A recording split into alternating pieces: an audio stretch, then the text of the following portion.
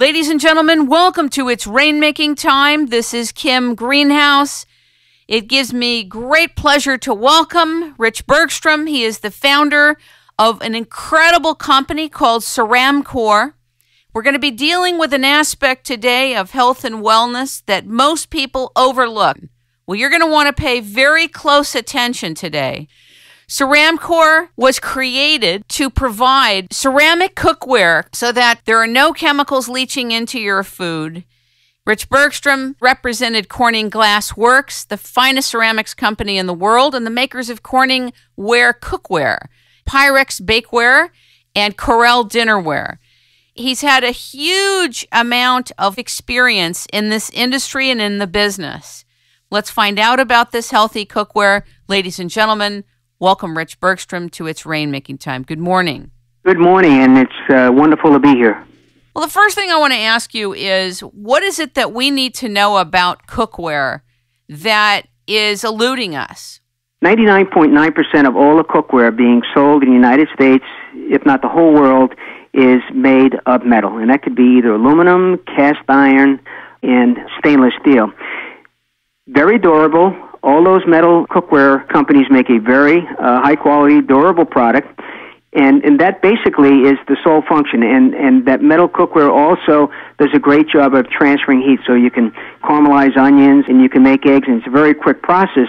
But metal cookware does not add any value to the cooking experience. It's not going to enhance the flavor of cooking. That's why in a lot of the cooking shows they have these prominent chefs. Everybody's tuned into the chef and they love the way they cook and their personality, but the cookware they're using, they're not really spending a lot of time talking about that unless they're selling it, obviously to make a profit, but they talk about their recipes and who they are and where they went to school, but the cookware itself will not make the food taste better. The only cookware that'll actually make the food taste better would be ceramic cookware. And the reason that would be is because when you cook with ceramics, there's no leaching of heavy metal. A lot of people, what they don't realize is that aluminum, cast iron, stainless steel can all leach heavy metals, especially if it's not a high-quality metal cookware. That can leach heavy metals into the food. It's not going to enhance the flavor of the food. Ceramic is the only material that will not leach heavy metal into the food, especially Xtrema, because we go through extensive testings to make sure that none of our cookware products leaches any heavy metal into the food. Now, can I just stop you for just a moment here about the leaching part? Right. When I hear that word, I usually think, well, if you scratch the pot or the pan, that's how it leaches. Can it leach without scratching it? Absolutely, and depending upon the quality of the cookware, and I'll talk about that a little bit, because there are different degrees. You can get cookware at any department store or mass merchant, meaning a Kmart or a Target, and it could be $9.99 aluminum cookware, very soft metal. It may not be high quality, and if you just cook eggs in that, or if you cook an acid-based food like tomato sauce, that'll actually pull the metal into the food from the metal pan, so you're going to get this metallic taste. And a lot of people say, my doctor tells me, if I cook in cast iron, I'm going to get iron into my food. And that's the biggest misconception in cookware today. There's two types of iron. There's ferrous iron, and then there's ferric iron. The ferrous iron is the iron that you get from, spinach and your vegetables and your foods that you cook. But the ferric iron is the iron that you get from cookware that is not bioavailable, meaning it just passes through your system, and it can be very toxic. So you have any autoimmune problems, say you have Crohn's disease or you have Alzheimer's and you have toxicity buildup, when you cook in cast iron, you get a tremendous amount of iron in your food that is not bioavailable. It can be very toxic to you. So when a doctor says cook in cast iron, they do not know what they're talking about. There's no benefit from cooking in cast iron to get the proper iron nutrients into your body when you cook with cast iron. And the same thing when you cook with stainless steel cookware that is not high quality, and there's a lot of high quality stainless steel cookware out there, but if it's not, then you have a tendency, you can get an overload of nickel and chromium, which makes stainless steel so unique, but that can get leached into your food, and if you have an adversity to either nickel or chromium toxicity, then that would not be a good metal to have in your body as well. Because, once again, any metal you get from cookware is not bioavailable means it has no value to your body at the cellular level. And only nutrients that are bioavailable, that's what helps us grow and keeps our immune system. But if you bring in that overload of heavy metal, then you could have autoimmune problems, systemic problems that, could affect your overall health. Talk a little bit about the ceramic. What is the material that you use? First of all, ceramic material, people have been cooking with ceramics going back 5,000 to 8,000 years. Even before the Iron Age metal was developed, they were cooking in ceramic clay pots. And obviously clay is from the Earth's crust, the minerals. It's inorganic minerals that are from the first layer of the Earth's crust. And those inorganic materials are compiled, and they're mixed with clay, they're mixed with kaolin, refractory clay, and various other inorganic minerals. And then you make this clay material, which is fired, depending upon the temperature that you fire clay, can make the difference between something that would be considered pottery, which is fired at a lower temperature, or something that is made of earthenware, vibrant colors, may be fired at only 900 degrees Fahrenheit. And the different levels of the temperature that you fire the clay at gives it its strength properties. So you have pottery, you have earthenware, then you have what's commonly known as stoneware. A lot of dinnerware that you see that people have in their homes is made of stoneware. Has a lot of attractive colors. It's pretty thick. It's kind of chunky, heavy. You see that in a lot of restaurants. That's fired at about 1,100 degrees Fahrenheit, very hot. When you get into our product, which is Xtrema, we fire that at 2,500 degrees Fahrenheit, which gives it its great thermal properties. And this is what's very interesting. I remember my days when I was with Corning. You can melt aluminum at about 1,500 to 1,900 degrees. You melt stainless steel at about 2,200 to 2,400 degrees Fahrenheit. Our ceramic material can take temperatures between 2,500 and 2,700 degrees Fahrenheit. We could actually melt aluminum in stainless steel in our cookware and then pour it out, and it won't even stick to the surface of our cookware. It's the thermal properties of ceramic that makes it so unique, and which makes the cooking experience so much more pleasurable, because you're generating far-infrared energy. And people say, well, what does that mean? It's a technical term. I was just going to ask you that, actually. Yeah, and it's very difficult to just say, here's the definition of far-infrared energy, and people say, wow, I get it. I've talked with people who are in the industry, and they say that the best way to describe far-infrared energy is to say when somebody goes outside and the sun is shining, that's far-infrared energy. And you could feel that heat. You can't see it, but you can feel it, and actually goes right through your clothing. Let's say you're skiing somewhere out in Colorado, and it's 20 degrees outside, and you have a ski jacket on. You get up to the top of the chairlift, and you start skiing down. Well, suddenly, you start to perspire. Well, that sun, because you're such a high altitude, actually, the heat penetrates your clothing, and you can feel that warmth right on the first layer, on the outer layer of your skin. Well, ceramic material generates that far-infrared energy by the ceramic properties of the cookware. So this energy is bouncing all throughout the cooking vessel, and it actually penetrates the food as it's cooking.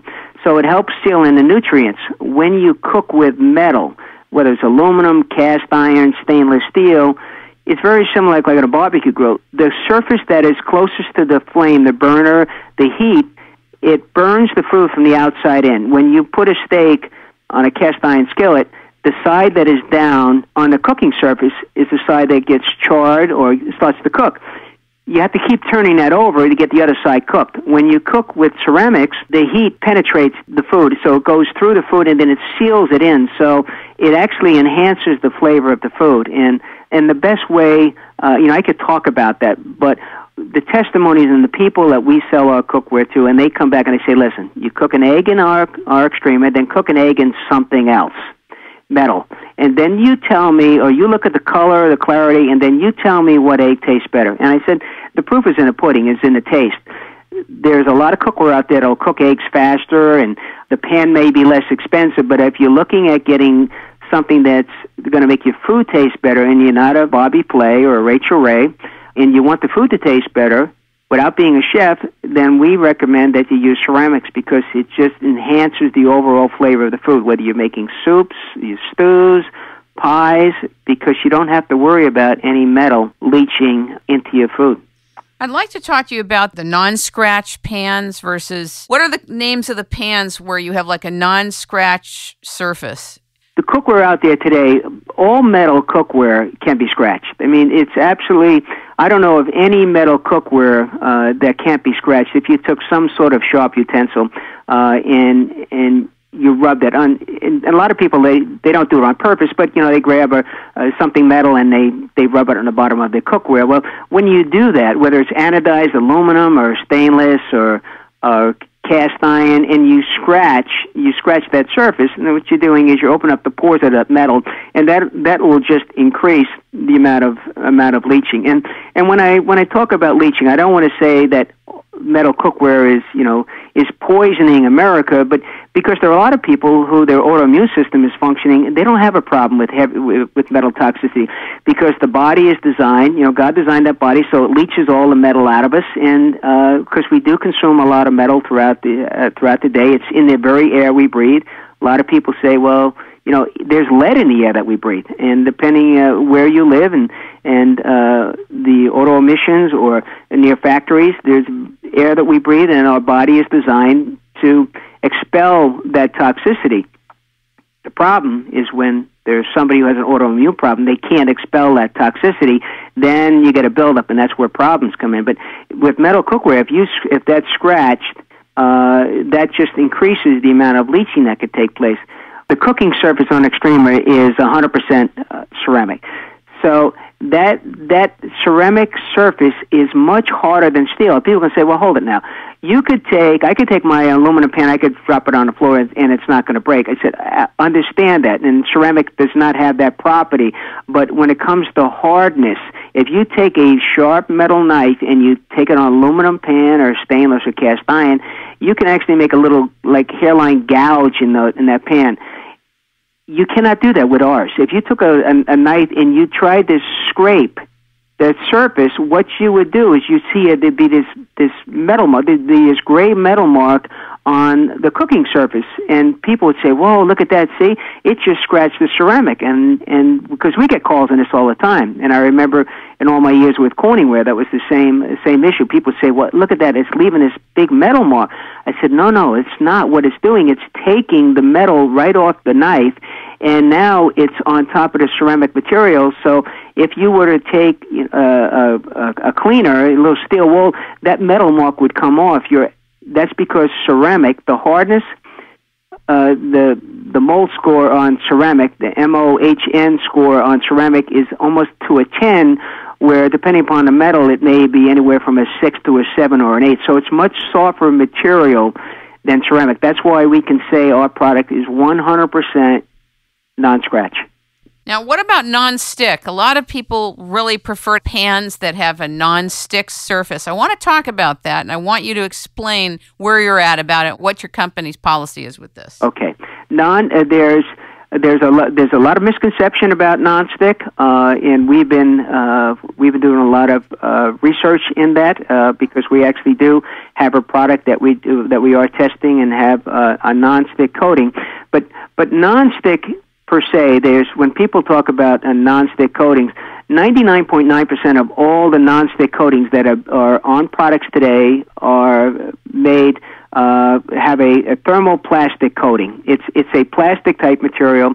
It's called PTFE, and I don't the acronym escapes me right now, but it's made by DuPont. It's made by Woodford. Every coating that you see in restaurant cookware, it's in the automobile industry, anything that has nonstick, it's a thermoplastic coating. And that coating is 100% safe, providing you do not heat that up to temperatures that exceed about 450 to 500 degrees Fahrenheit. When you do that, if you're cooking eggs and you leave the pan on and you walk away and you answer the phone and that pan continues to heat, what happens is that thermoplastic starts to break down and it starts to emit fumes. Now, people say, well, how can that be? How can they put a thermoplastic and it emits that gas and those fumes that could be toxic? Well, there's very, very few reported cases of the toxicity from the thermoplastic.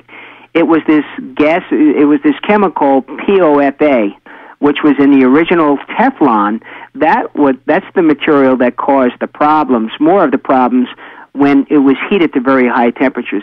most of the cookware companies today have eliminated that POFA from their nonstick coating.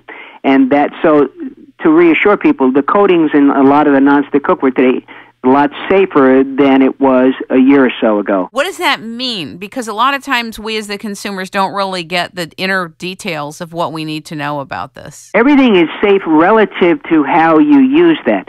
Obviously, you know, if you have a pair of ice skates in your hand and you put them on your feet, you skate, that's fine. But if you pick the blade up in your hand, you're going to cut yourself. That's not going to be safe. If you use the cookware how they describe it's supposed to be used, you'll never have an issue. You'll never have a problem because it doesn't exceed the temperature that they're saying.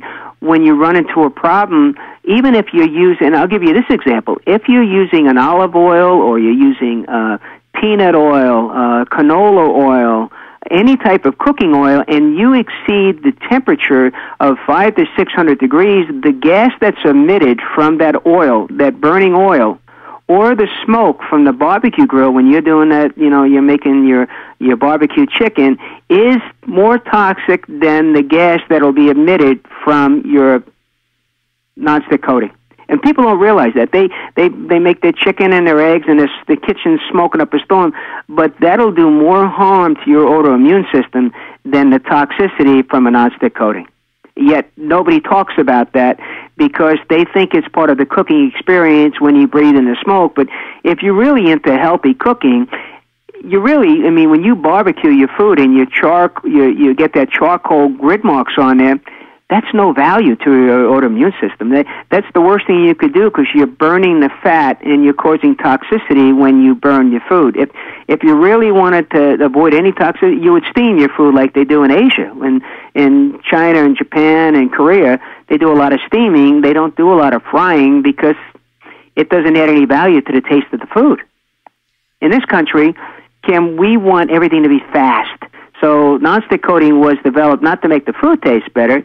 It's not so much for speed, because when we were with Corning, we were testing nonstick coating. It had to do with cleanup. People in America did not want to spend any time cleaning up their skillet. That's why nonstick coatings became available. It had to do with the cleanup and not with the cooking experience. So in terms of the cleanup, let's talk about it. What is the cleanup like? Well, the cleanup is as simple as could be. If you're cooking, for instance, we have a line. Our regular Xtrema cookware does not have a nonstick coating. We have one item that we do have a nonstick coating that we've been testing, but our regular Xtrema cookware, 95% of our products do not have a nonstick coating, and that will always be our philosophy, because we believe in the integrity of ceramics, because it'll make the food tastes better. And even if you burned food on our cookware, if you left it on top of the stove or you left it in the oven way past the cooking time, all you would have to do is put that in the sink with hot soapy water, and it comes right out. I mean, that's one of the benefits, because you can't scratch our cookware. And if you really burnt the food on there, it's just a matter of soaking it in hot water, and then it'll just come right out with the dishcloth. Let's talk about the utensils that you use and your company uses, and what your philosophy of the utensils is. The utensils are a big deal. We recommend either wood utensils, or we recommend a nylon, because obviously nylon is very safe. It's FDA approved. We don't have to worry about any leaching with nylon. And we have people who use metal, and the only thing negative about metal is you're going to leave metal marks on the cookware. Then you're going to have to clean that with either a Brillo pad to get all the metal marks off. But we recommend the nylon and any type of bamboo product or any kind of wood product, because we just think it's not going to detract from the taste of the food when you use those utensils. I want to know how you came to your experience with traditional cookware, Corningware. How did you move from Corningware to Ceramcor? I want to know what the transition was in your mind, how it happened. Okay. 1978, started with Corningware, entry-level position, and I worked my way, through the system. I became a sales representative and a sales manager, and for those 23 years I was very much involved with sales.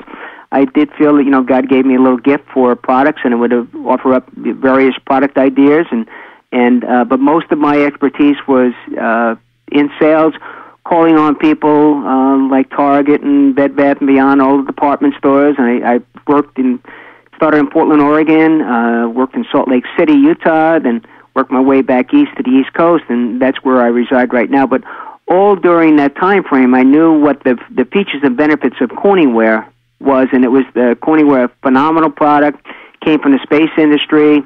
It was designed for its durability, its cleanliness. But the one thing about Corningware that did not bode well for cooking on top of the stove, it's a glass ceramic, so it was designed for ease of cleanup and its attractiveness, but it was not a product that would work well on top of the stove. Food would stick. It didn't have very good thermal properties. It was designed for this in the science industry to actually reflect heat. So the heat would not be absorbed by it, but you would have to leave it on the stove a long time. It would get hot spots. Very durable, but it would be very difficult to clean. And the various product lines that we tried with Corning, we had Visions Cookware, top-of-range cookware. You could see through it. It looked really cool, but the food just would not cook very well. And so eventually, back in around 2000 or so, they stopped making Corningware. Corningware was sold to a company called World Kitchen, and they had this great manufacturing facility in Martinsburg, West Virginia, fabulous, one of the finest manufacturing facilities in the United States. Well, the company decided to close that factory and have the product made, well, they thought they were going to have it made in China, but they couldn't because it was they could not make that same material, Pyroceram material, in China. So they ended up making the product out of stoneware, lost all of the Corningware properties. And when that happened, when that took place, I was with another company at that time, and I said, you know what? There's an opportunity for me if I can find a company that can make a material that will go on top of the stove and cook food like Corningware wanted to cook. And that was in 2004. And I had another company that I had a partner that we were having products, various different types of houseware product made in China for various customers in the United States.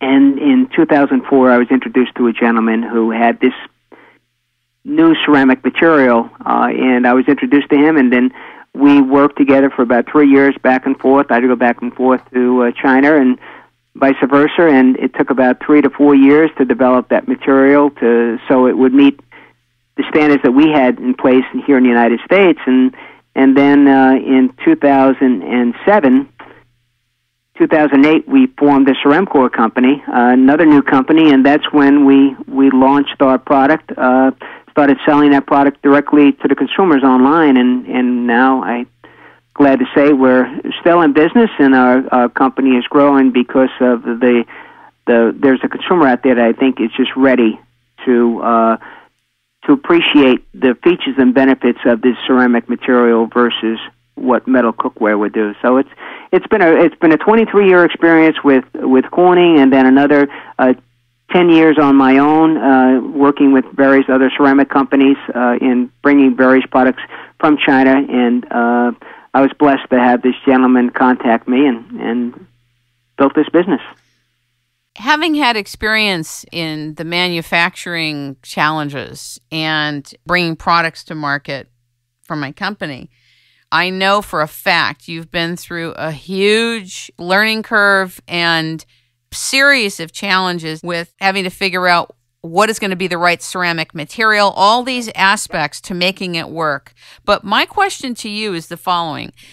I know that your products are made in China, and I know that there are a lot of good products made in China, and that there's also, both in reality and perceptually, there's also problems with a lot of products that are made in China.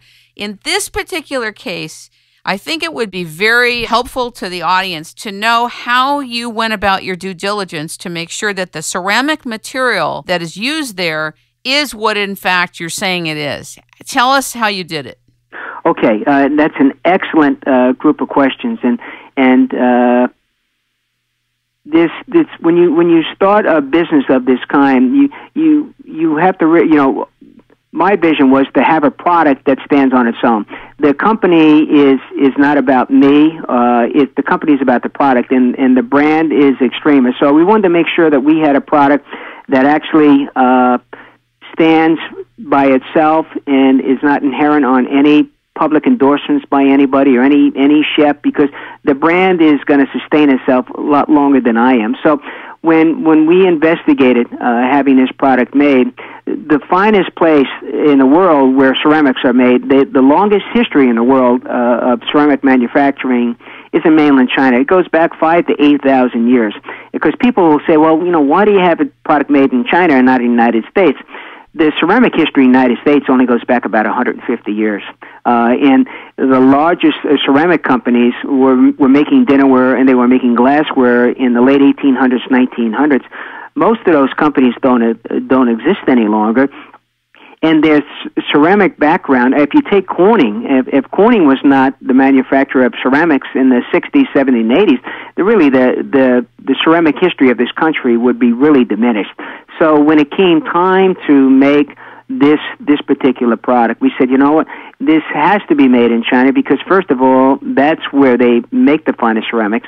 They're able to get the best materials come from China, and they're able to source those from other parts of Asia, and they've been doing it for years. I mean, for us to try to do that very same thing in the United States, it would probably take me another 10 years to get up the labor pool, to get up the finances, the factory, and then the cookware would be so exorbitantly expensive, it would be prohibitive. We wouldn't be able to sell that in the United States. So the manufacturing process dictated where this would have to be made, and the artisans, the people that are capable of making our cookware, because it takes 22 days from the day that the clay and the materials formed and made into a casting or a pressing mold. It takes 22 days from the day that item is put into a mold to the day that it's packed.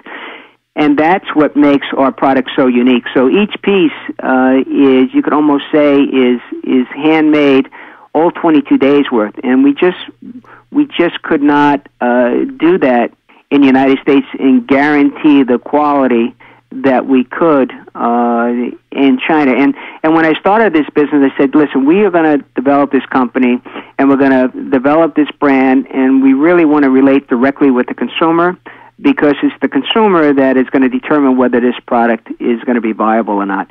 And we didn't want the retailer to dictate where the product would be placed or how it would be placed or what the price would be. We wanted the consumer to be able to communicate with us face-to-face, either by email or through telephone, to tell us exactly what they think of our product. And I think that's been the biggest reason for our success, is the communication that we have directly with the consumer.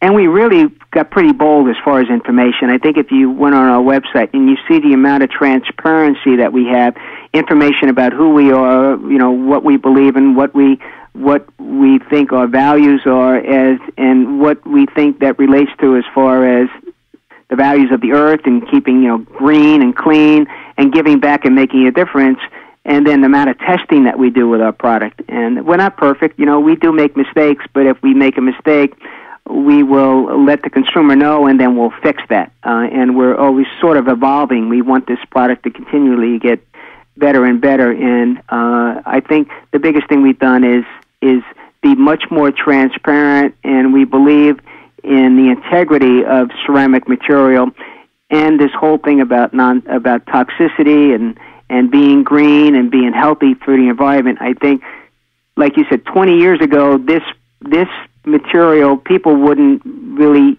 understand it, but I think as the economy has become a global world economy, we understand what the United States is in relationship to China, what it is into Europe, and just like the financial market is very global and interwoven, I think that's how we want our business to be the same way. And this whole thing with green and the environment, it's all interwoven. So if there's a volcano in Iceland or in Japan or something tragic, it affects all of us, where 20 years ago that would not be the case. How do you maintain a quality control from here with your Taiwan partners? that the ceramic material, that there's no shortcuts going on. Do you have a process or a protocol? Yes. What?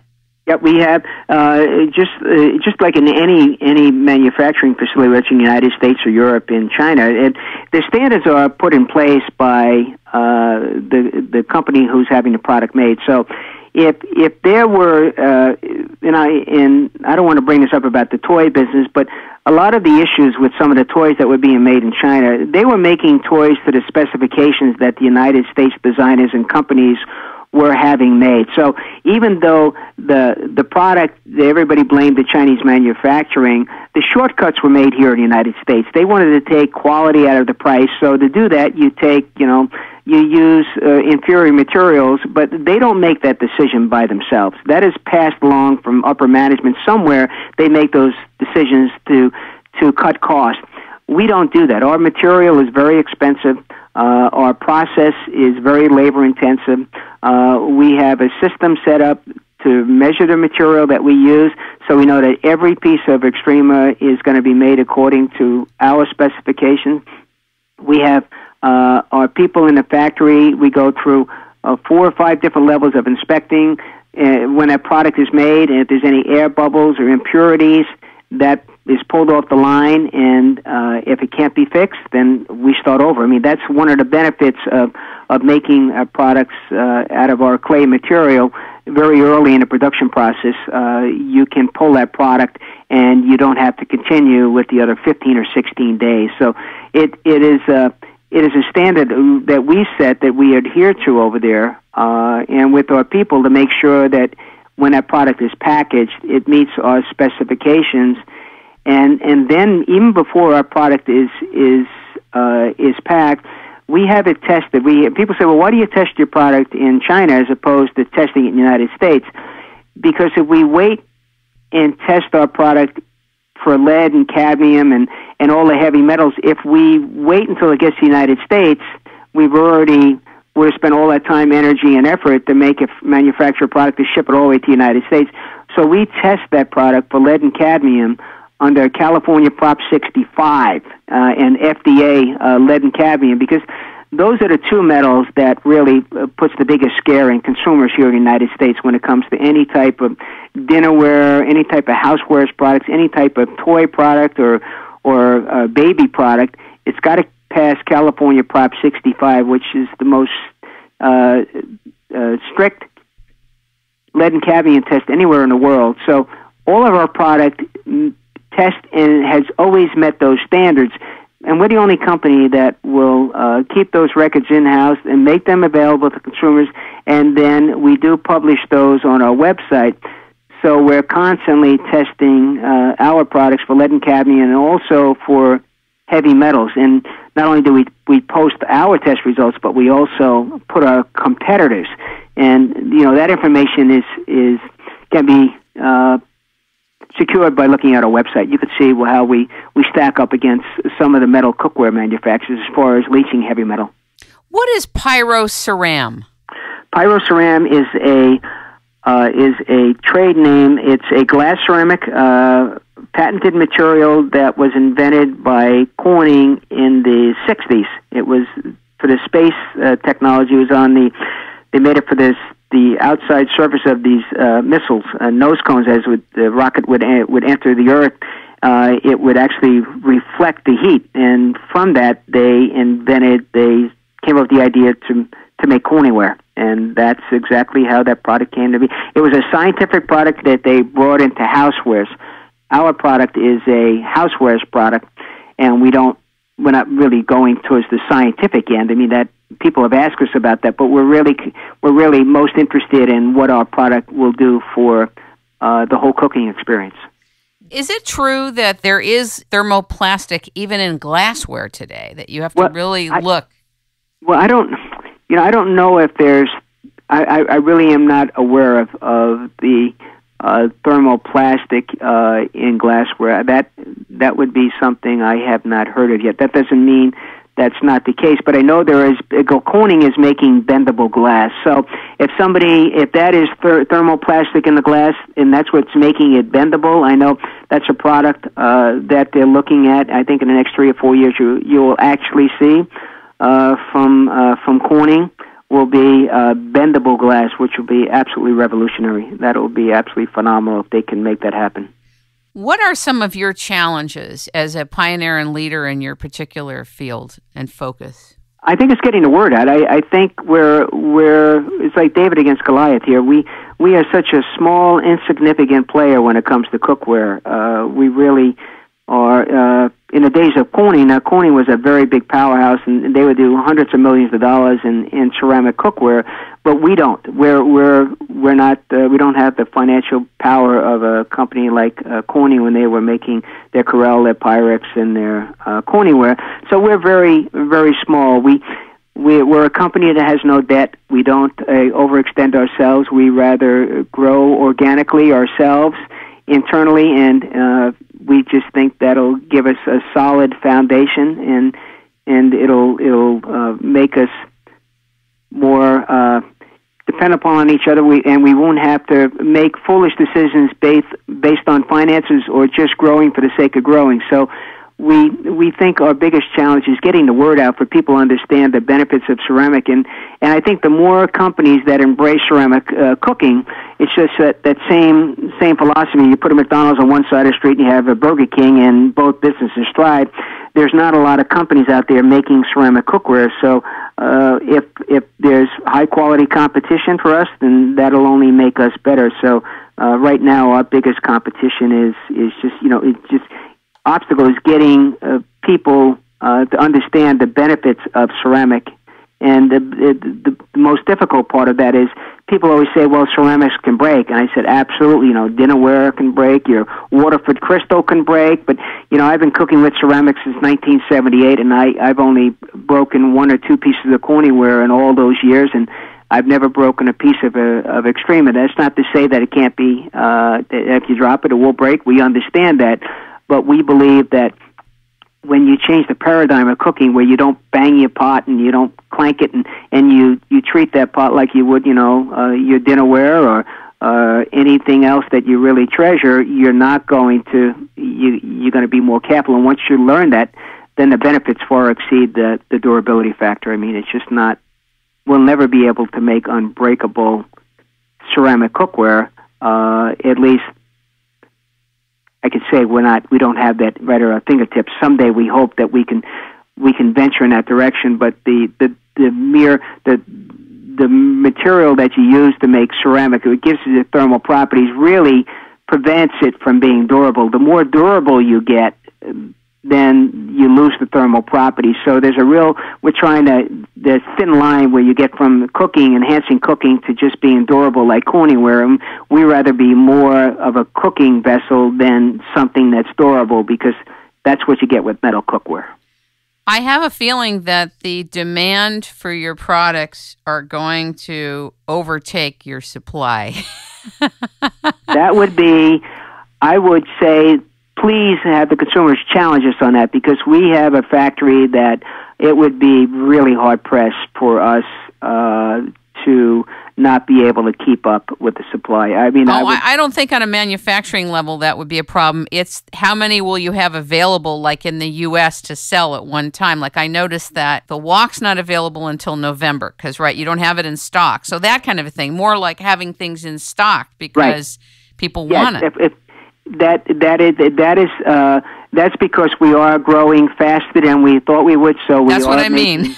We are making some changes. For instance, that wok that you mentioned was an item that exceeded our wildest dreams, and it is just our business. We seem to be taking off faster than we thought, and it's.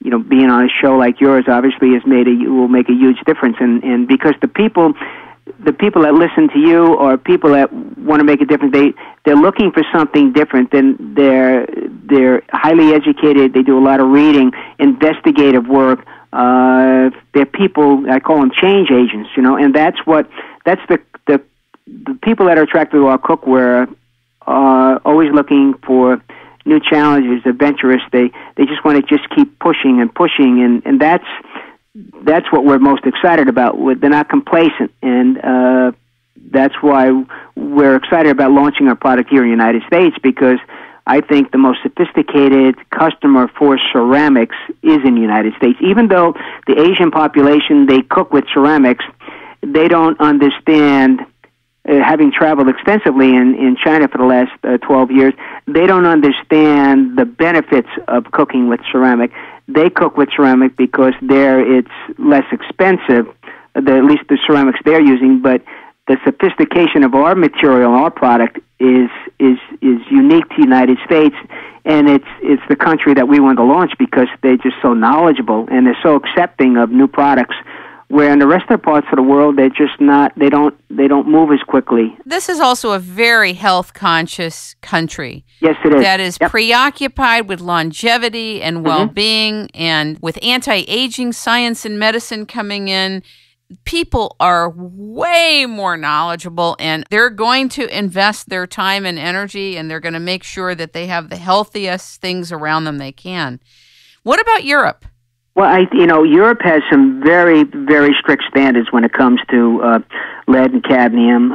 With silicone materials, with plastics, but they are, and from a design standpoint, I know, coming out of Germany and Italy and UK, from a design standpoint, some of the wonderful designs are coming out of Europe, and a lot of people will look.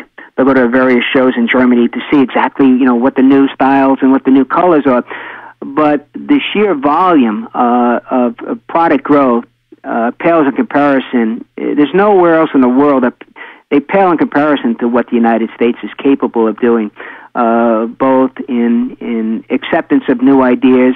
The one country that I will say is probably beyond us is Canada when it comes to green and pollution. They really have some great standards, and they're really pushing the envelope. They just don't have the buying power up in Canada that they do in the United States. But we get a tremendous amount of feedback from people up in Canada, and they're saying, we've been championing this, healthy living and healthy cooking and toxicity thing for many years.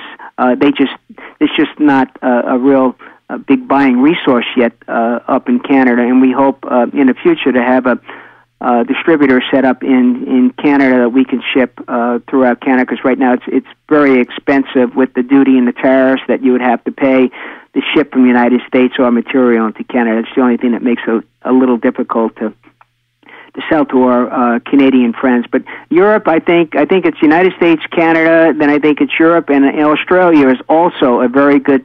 I was going to say Australia and New Zealand. Yeah. New Zealand's known for being extremely health conscious. Yes, they are. And then I would say that they are very interested in our ceramic product and what it can do.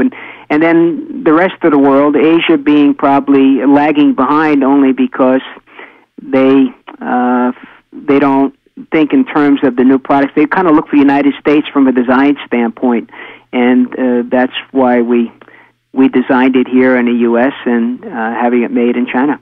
Now, I notice you have a teaware line and a bakeware line. Let's talk about the teaware line. Why did you do a teaware line? Teaware, I'd have to say almost all of the teapots in the United States are either cast iron or some carbon steel, namalon steel. They're water boilers. They put them on top of the stove. And the unfortunate thing is that the cheaper the teapot, the cheaper the metal, and then that you end up getting more leaching. So when you spend a lot of money, even for a cast iron pot, and in Japan it's very big with this, they do a tremendous amount of cast iron water boiling, and the problem is that the metal is leaching right onto right into the water, and that becomes a problem. And when you deal with ceramics, here, even before Xtrema came out, a lot of people would boil the water in their cast iron or their aluminum tea kettle, and they would pour it into a porcelain serving teapot. It would be on the table, have like a little cozy around it to keep the water warm, but that you had to use two vessels. You had to boil the water in something other than what you were serving it in. But with Xtrema, because ours is completely non-toxic and has great thermal properties, you can put that on top of the stove, and you never have to worry about leaching any metal because it's ceramic.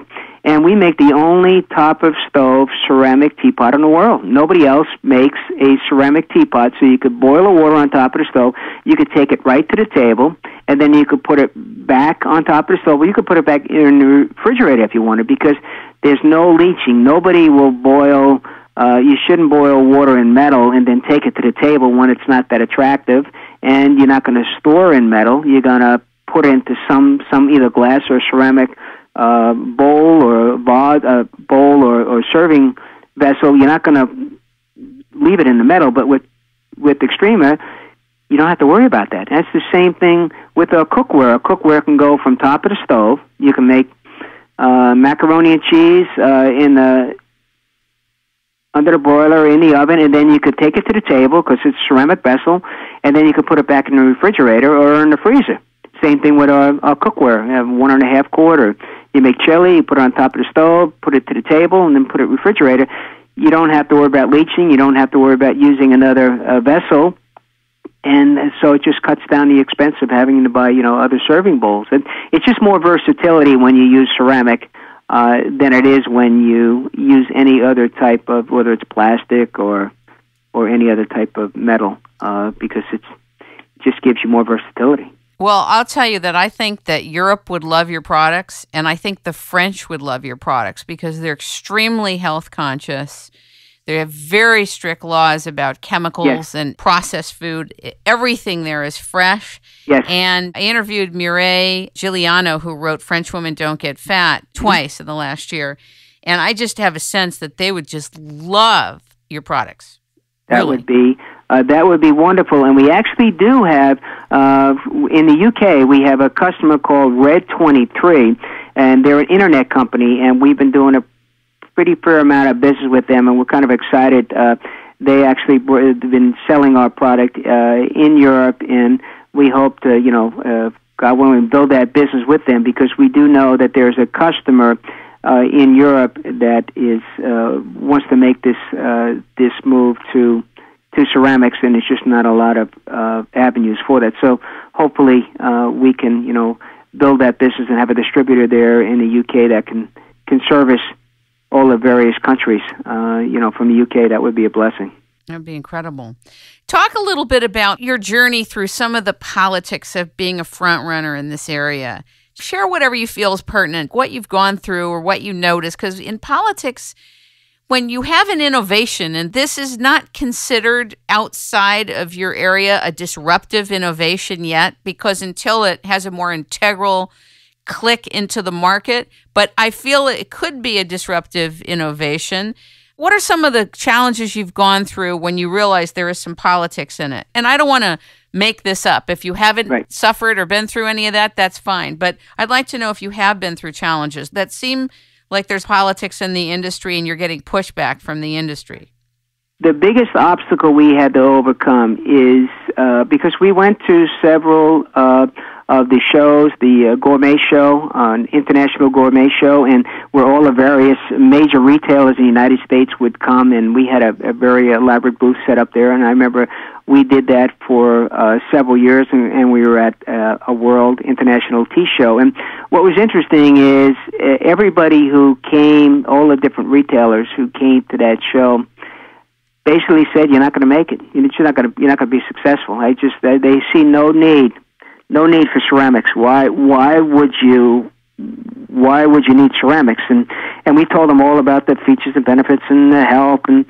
But you have to realize they're buying for these big chains in these stores, and they weren't hearing from their customers about this toxicity and green and health. They were basically, their customers were telling them, "How come the price is so high?" or "How come I can't get this for this price?" or "Put her on this shelf," or "this color." And we were just pretty dejected for 2 years going that route and absolutely being told you're not going to be successful. That's very rude for any company or group to tell you that. It's actually rude. It is, and it's almost you almost feel, if you believe the press, you just want to go home and cry and say, you know what, God, why am I doing this? Because I'm not going to make it. And we're a company where we spend our own money. We didn't borrow any money from anybody to launch this business. So you invest all your money, you give it a go, your website, and then suddenly people are telling you you're wasting your time. It's not going to happen. It'll take you 10 years. The big metal companies are going to squash you. It's just of no value. So we said, well, then you know what? We're moving in a different direction. We could not. We know we couldn't survive. We just didn't have the financial resource or the time. And I remember when I started with Corning in 1978, when we would launch various product lines, even though Corning had millions of dollars of clout, it took 3 or 4 years for some of their big product lines to take hold. And I said, to my people, I said, how are we going to be able to make it? We don't have the cash to play these kind of games or to leverage our clout. We have a brand, but I mean, nobody knows. It's a brand that doesn't really exist in anybody's eyes but our own. So what leverage do we have? So we said, heck, we're not gonna worry about it. We're gonna make it, and we're gonna do it our way. We think it's the best way, and we started talking to consumers, and we changed our whole way of doing business. And we said, we're going to be an internet marketing sales company. We're going to sell directly to the consumer. And it was right when the internet was really, from 2007, that the internet sales, I mean, if you look at what was done on Amazon.com and Target.com and Walmart, it was a period of change. People were concerned about credit cards, the exposure, my identity theft. It's before LifeLock became available where you can secure your Social Security card and numbers. And this is all this thing that the web is just not going to make it. Nobody's going to buy on the internet. And then the economy started to get a little squirrely on us, which made it more difficult for us. We said, how are you going to launch a new product line? But what happened there in that transition, it's the brick-and-mortar retailer who had this power, this significance. Going to the mall became an all-day event. Suddenly, the younger generation, the 18 to 35-year-old who became internet savvy, was able to make decisions very quickly, download software, the iPhones, the iPad, all of this technology. They were so comfortable with that. That's all they knew. They literally changed the way people bought. They didn't worry about identity theft because they didn't really have much of identity or net worth to worry about, so they really blazed the trail for the older generation to say, hey, we're going to make this happen. The internet is the future. And if there's one thing that changed our business, our direction, was how people just embraced buying on the internet and reading the copious amounts of information. To talk about page views and how long you stay online. But what we were finding out is that people were hanging on our website. The more information we put, the more page views they would keep saying, well, we want this. And we got very technical questions, so we started digging more in. So we became a very non-technical company, more design function, and we said, hey, there's leaching out there, there's toxicity out there, there's green.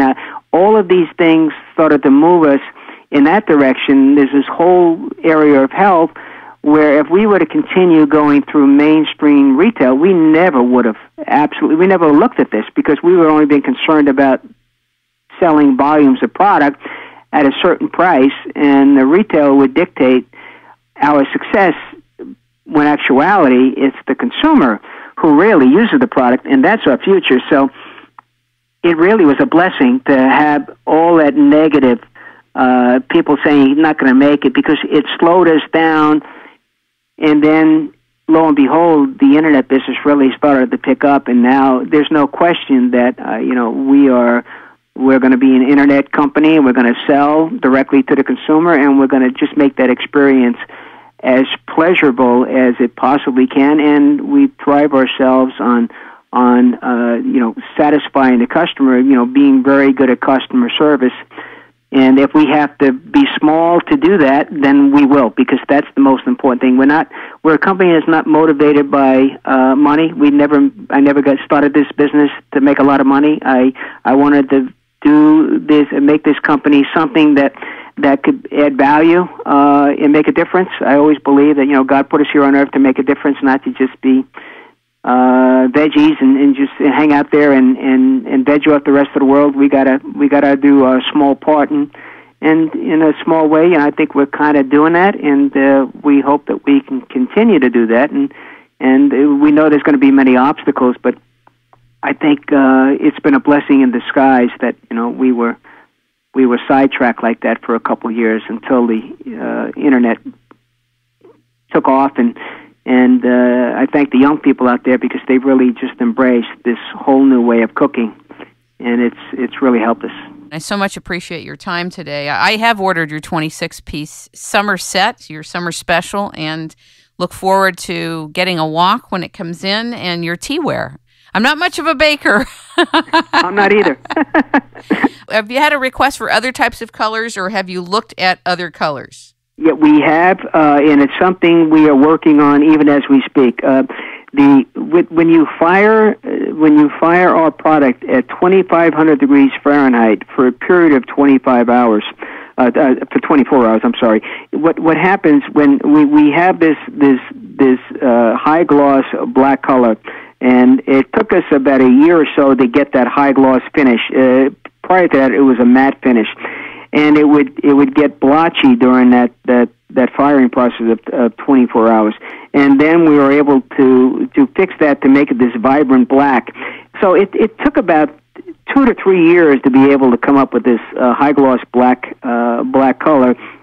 And we've been testing, and we're very excited about coming up with a red and a blue and a green and even a white. The problem is in the firing of this, because it's so long, that you have various color changes, and you get blemishes. And we know that the price of our cookware, we would not be able to sell our cookware with any kind of blemish on the color. So until we can get that corrected, it'd be very difficult for us to sell an inferior product, not in far as its functions, but how it looks, because we want the uniformity in the color. So that's been the biggest obstacle to overcome, and we're experimenting with different, and there's always different types of glazes that we're working with that will allow us to take these extremely high temperatures, and hopefully in the next couple of years we can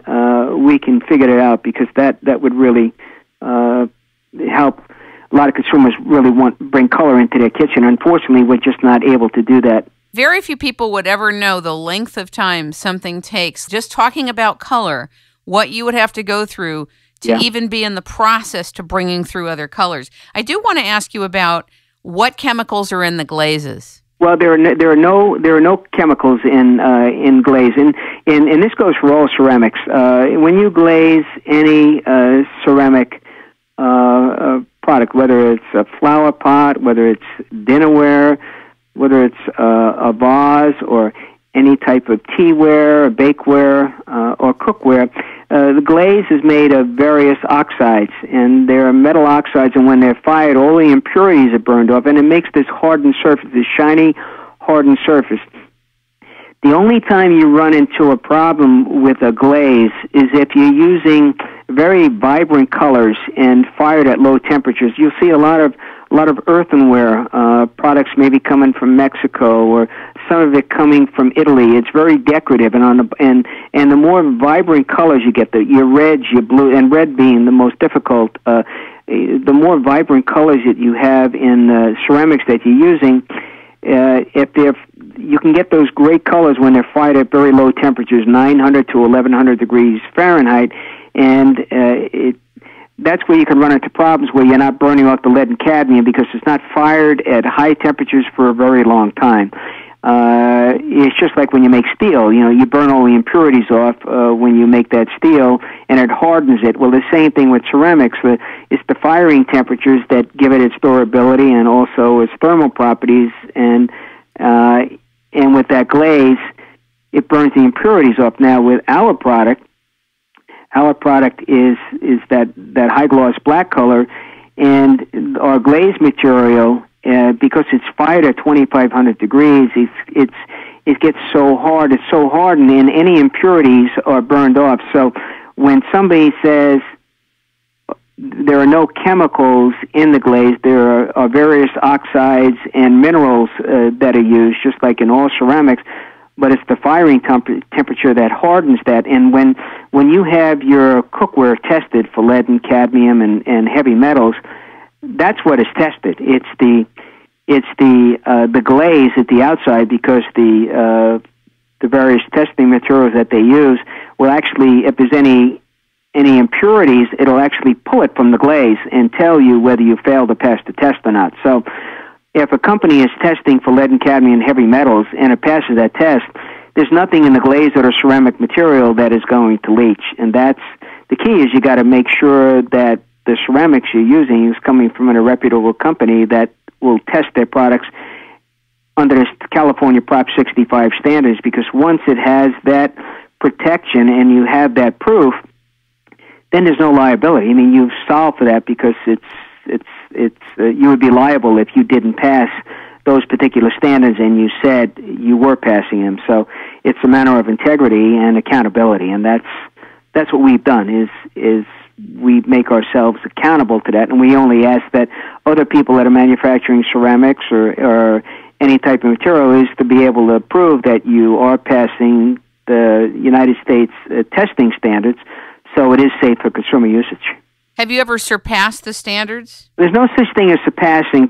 When you test for lead and cadmium, if you go outside, and depending if you're in Los Angeles, if you're in Salt Lake City or Pittsburgh, and you go outside and there's inversion and you have toxicity, well, there's going to be a lot of lead in the air. There's going to be a lot of lead and cadmium. People don't realize that, but it's the amount of lead that's in the air that could be toxic to you. So lead is in the very soil, and the cadmium, it's in the produce, but it's just not at the toxicity level. So there's no way that you can go anywhere and not have any lead and cadmium, at least if you're outside or inside. I mean, it's just in everything that we consume or that we use. The key is it's got to be below the standards that they set in California, Prop 65 and the FDA standards. So we have always been below those standards. It's when you get above those standards is where you have a problem, based on the guidelines that California and the FDA set up. Well, there are some companies that when they surpass, they go way over. That's a problem as far as the testing goes, but it may not be a problem in the toxicity, depending upon your autoimmune system and how you purge heavy metals from your body. And everybody's different, but we have never, we've always passed every test for lead and cadmium or heavy metal that we've ever had, going back to 2007. That's great. People say, well, how come it says it's not completely lead-free? Because the testing standards never test to a point of being lead-free. You would have to take that up with the California Prop 65 Commission and FDA. They set the guidelines for the testing. We don't. When the laboratory, independent lab tests, they don't come back and stamp anything completely 100% lead-free, because nothing can be 100% lead-free. That's interesting. I would have never known that. And that's why it's very confusing, but it took me a while. I say, well, why can't they? But it's because the testing labs, the equipment that they have, they don't need to test at something that is not hazardous. They only tell you if it is. So really, it's a test for levels. Yes, it degrees, and you don't want to exceed that, because if you exceed that, then you would fail the test, and they will let you know quite specifically that you failed the test, and then you have to change the manufacturing of your product or material so you pass. And that's where a lot of toy companies or people who make, baby materials or bottles with BPA in it, they want to make sure that their product is safe. If they don't put the proper testing in place, then how are they going to know? So if you set those standards in the beginning and monitor all along, you're never going to have a problem in coming to the United States that's going to fail, because if you test it before it's shipped, you're never going to have a problem. You just wouldn't ship it if it failed. And that's what I'm saying. A lot of the Chinese government gets in a problem, but it's the United States companies that allow that inferior product to be shipped to the United States. They know. They're not surprised when that product comes here, because they set the standards to have that product made. Totally understood. When I asked you if your product surpassed the standards, I meant came in under the standards. In other words, Yes. had even less than what would be Yes, it acceptable. does. That's what I meant. Yes, it does. Okay, great. Great. Yes. Well, it's a real pleasure and an honor to talk with you. I'm so glad about what you're doing, and I so appreciate what you've created and what you're bringing to us and the blessing of what's available to us. Ladies and gentlemen, we have been talking with, learning from, and listening to Rich Bergstrom. He is the founder of a wonderful company called Ceramcor. You can reach him and the company and order this healthy cookware by going to ceramcor.com, spelled C-E-R-A-M like Mary, C-O-R.com. And I really want to thank you for being with us. We hope to have you back in about a year to see what the new developments are. Thank you so much for being with us. Well, thank you, Kim, and it's been a blessing chatting with you, and it's been a real honor myself.